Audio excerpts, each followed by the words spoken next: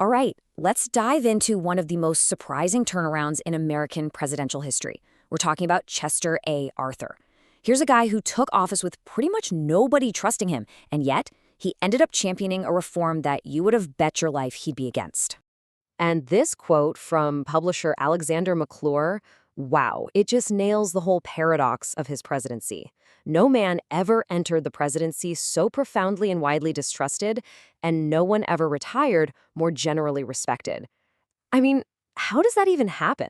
How do you go from public enemy number one to a respected leader? That's the story we're going to unpack. So that really brings us to the central mystery here, right? How did a guy who was basically the poster child for a corrupt system become the man to dismantle it? It doesn't make any sense on the surface. To figure that out, we've got to first understand the world that made him. Okay, first up, let's talk about this thing called the spoils system. It was the way politics worked back in the Gilded Age. And Chester Arthur? Oh, he wasn't just some minor player. He was an absolute master of the game. So, what was the spoils system? Well, the idea was super simple. To the victor go the spoils. If your party won an election, you'd hand out government jobs to all your buddies and supporters as a thank you. We're talking everything from the local postmaster to really powerful positions. For you, the average person, that could mean your mail never shows up on time because the guy in charge is a fundraiser, not someone who knows anything about, delivering mail. Merit? Qualifications? Nope. It was all about who you knew and what favors you were owed. And this is where Arthur really made his name. He was the collector of the Port of New York, which was one of the biggest patronage gigs in the entire country. He basically stuffed the New York Custom House full of party hacks. And get this, he made them pay a slice of their salary back to the party. They called it political assessments. He was a textbook stalwart Republican, a true believer in this system. So, with that resume, you can imagine the sheer panic when this guy suddenly becomes president. The New York Times basically said he was, and I'm paraphrasing, the last man on earth who should have this job. Everyone just buckled up, expecting the worst from this machine politician. But then, a national tragedy changed the entire game. Yeah, the turning point in this whole story, it's tragic. It's an assassination, an event that suddenly showed everyone the real, deadly cost of the spoils system and created a public demand for change that was just unstoppable. And look how fast everything happened. In July of 1881, President James A. Garfield gets shot. And why? By a guy who was furious he didn't get a government job he thought he was owed.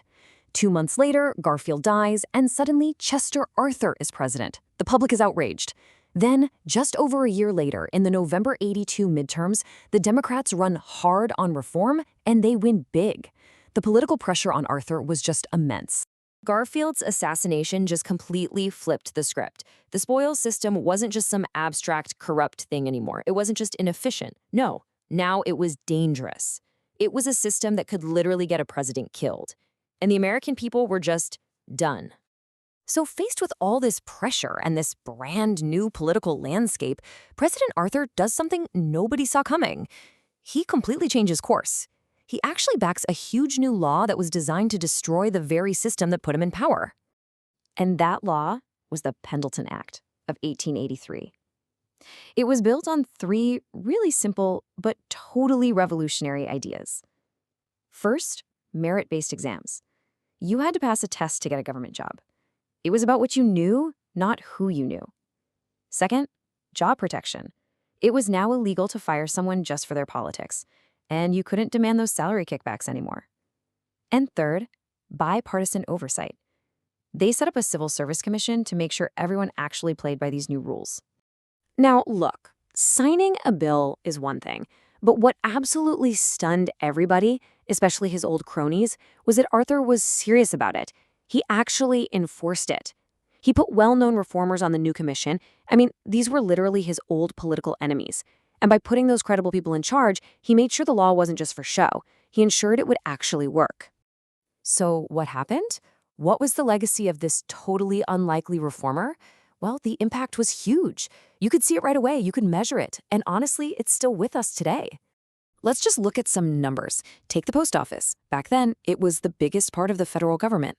Well, a study found that in cities that adopted these reforms, postal delivery errors dropped by 15 to 20%. I mean, it's simple, right? Better people for the job meant the government actually started working better. Now, at first, the law only covered about 10% of federal workers. But, and this was the brilliant part, it let future presidents expand it. And that's exactly what they did. Over the years, that 10% grew and grew until today, over 90% of federal jobs are based on merit. It's the foundation of the professional government we have now. And there was this other really cool side effect, what experts call a double dividend. Think about it. When you cut off the supply of those easy patronage jobs, you starve the local political machines of their power. Those machines often funded or controlled the local newspapers. So what happened? In cities with reform, the number of super-partisan newspapers went down, and the number of independent papers went up. A more professional government actually helped create a more independent press. How cool is that? So when you look back, Chester Arthur's presidency is just this incredible lesson.